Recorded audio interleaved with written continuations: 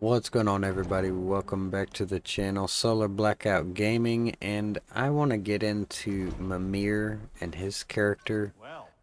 So I want to bring out a scene and just show you these two scenes, and you tell me which one you would rather have. So our first scene is this.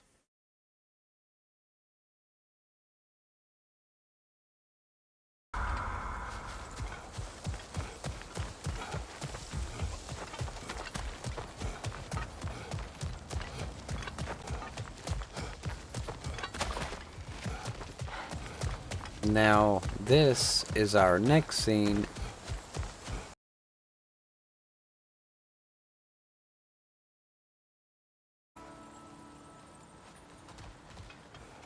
With the mining rigs disabled, it seems a bit fresher out here. Not seems. Is. You're right. Thanks, brother. Now, which one would you rather have? Now, my personal opinion, it is very refreshing to have Mimir talking to you, telling his stories, and I don't think Mimir gets enough credit. And that's why I wanted to make this video, because I didn't realize truly how much I enjoyed Mimir until I started getting pretty close to beating everything there is to complete in the game. Now, I haven't completed every single little thing, but it is like when you start getting close to the high completion parts where you're actually hunting through the map to find what you missed, it gets pretty stagnant. Mimir stops talking, and it is increasingly more and more noticeable the more you complete in the game, especially after you've beaten the main story. I really wanted to give him that little bit of credit because the end game is so boring when he's not talking. I wish they would make an update that just makes him constantly talk during boat scenes while you're going through the water or you're just running from point A to point B. There's no enemies. It's really nice to have him talk. Especially when he's being kind of a smartass to Kratos, which is hilarious, by the way. Torches. And the trail leads into that cave. Well, we know where we are going. I'm sure we can find a quiet way in. Or you could do that. He'll yell, "Look out, brother," during combat with enemies, or going down the river in the water, he'll tell you a story, or even during secret loading screens when the game can get very redundant, or during boring parts, he'll talk, and it makes the game overall a little better, I think. Another raider to the left! Watch your left! Too many for a scouting party. They must have a camp nearby. I know what you're thinking, brother. But Atreus can handle himself. You've taught him well. So he keeps telling me. Mimir is a character I hope they never take out of the God of War series now that we have him. But in God of War Ragnarok, we also got something I didn't think we would get. He actually, as a talking head, got character progression.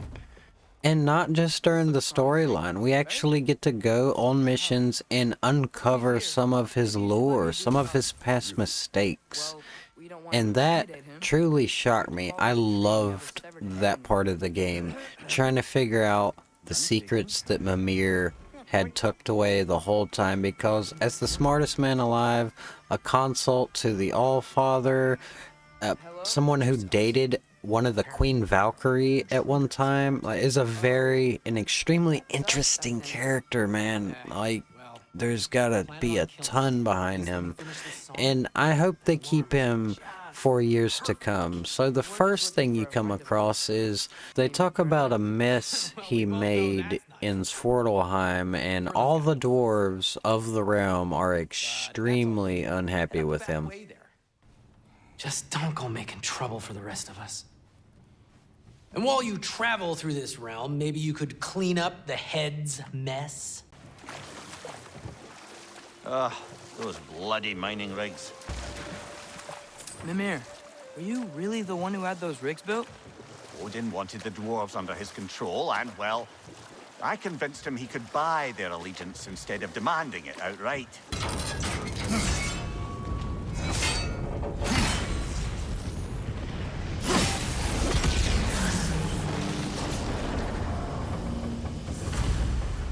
If the dwarves agreed to the deal with Asgard, why do they blame you?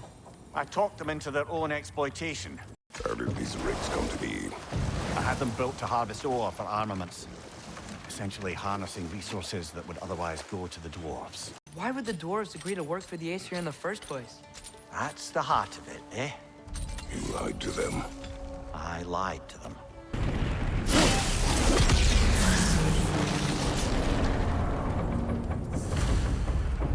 Ah, You okay, Mimir? to the blacksmiths of Svartalfheim, the creation of a weapon was a sacred thing. But Odin just wanted as many blades as he could get, as fast as he could get them. With every stolen resource or mediocre blade, the dwarves lost a bit of themselves. The dwarves survived because of you. Ah, you're not wrong there, brother. Odin would have wiped out every last dwarf in Svartalfheim. If he couldn't use their skills, no one could. Rig here. You speak of your deeds with shame. Do you regret not allowing Odin to kill them? I don't. So Odin wanted weapons, and Mimir went to the dwarves and lied to them because to them making weapons was sacred, and he had to straight up lie to them. Basically, they took the weapons, those rigs were still there as a constant reminder of something that they really despise him for, but deep down he was trying to save their race from completely being eradicated. Kratos was trying to convince them that he was given like two impossible choices, and he chose the lesser of the two evils, and he still feels bad for it, but you can kind of see at the same, it may have been bad, but he actually just chose the lesser of two evils, and that gives you a little bit about him. He isn't all bad. He was actually just thinking of them. He actually did good here, because it starts to make you wonder, like, was Mimir a bad guy back in the day? But when you hear why he done it, it redeems him. I think it does redeem him on that. And then we get to this next one, which it'll start to make you mad. And then I thought it was going to go the same way, but it kind of shocked me. What exactly are we doing, Mimir? Fixing a mistake.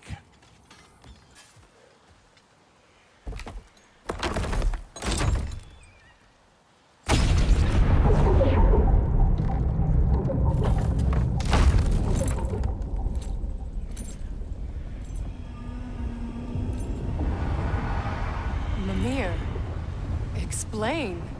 I'd hoped it would have escaped by now, but we'll need to free it from its restraints. What is this? A Lungbocker. I captured it many years ago. For Odin. Yes. I thought it an imaginative and eye-catching way to earn his favor. It worked? That it did.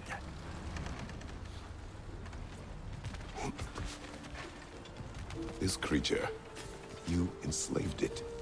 Aye. The Allfather put you up to this? No. This was my brilliance at work. I'm surprised. Chaining up the innocent is a favorite pastime of Odin's. The irony is not lost on me.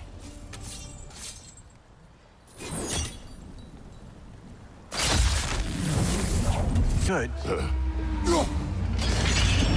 Easy. Easy.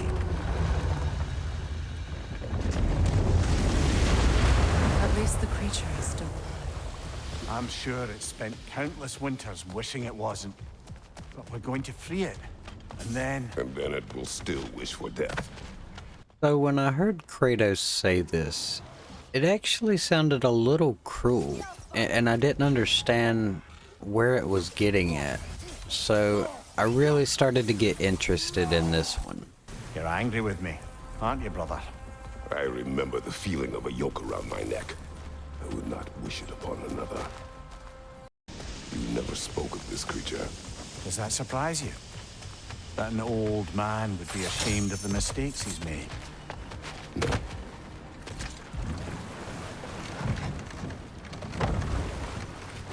I'd hoped the creature would be long expired by now.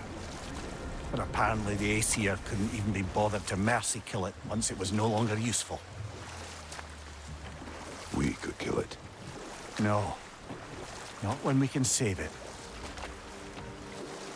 I thought... So even now, when Kratos says we could kill it, and you're clearly on a mission looking like you're trying to save it, so I'm really baffled at this point. So I'm extremely interested. It's different. Like, you can tell with what's going on, the dialogue that's going back and forth.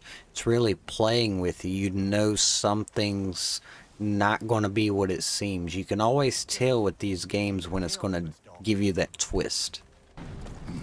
You would still save this broken creature. I know what it is to be imprisoned like this. I can't just leave it. And if it is beyond saving, I don't understand. let us continue.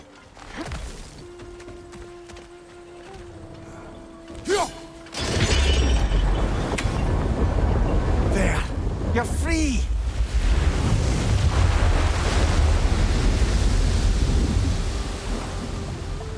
What's going on?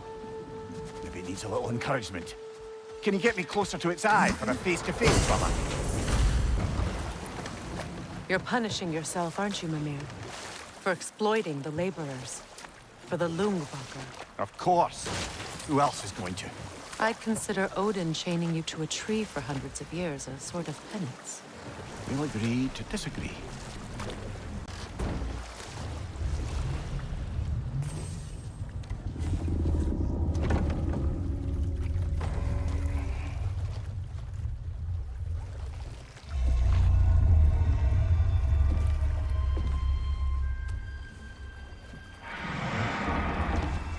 Go on, you great blubbering beast!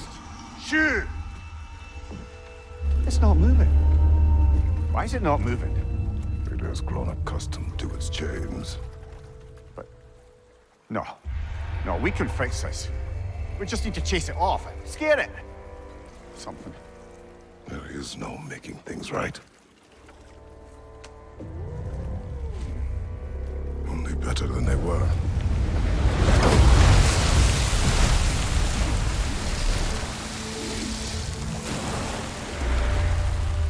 At least it can feel the wind on its face. May you provide some comfort. That's not enough.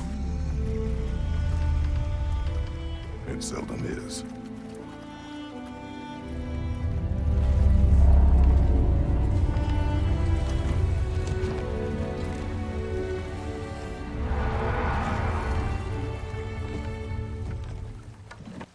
Now, even though this was kind of like a bad ending for a mission, he didn't quite get what he wants. He was trying to move in the right direction. It showed the consequences of your decisions don't always turn out, even if you try to redeem them. And I like that they gave us the realistic side of that.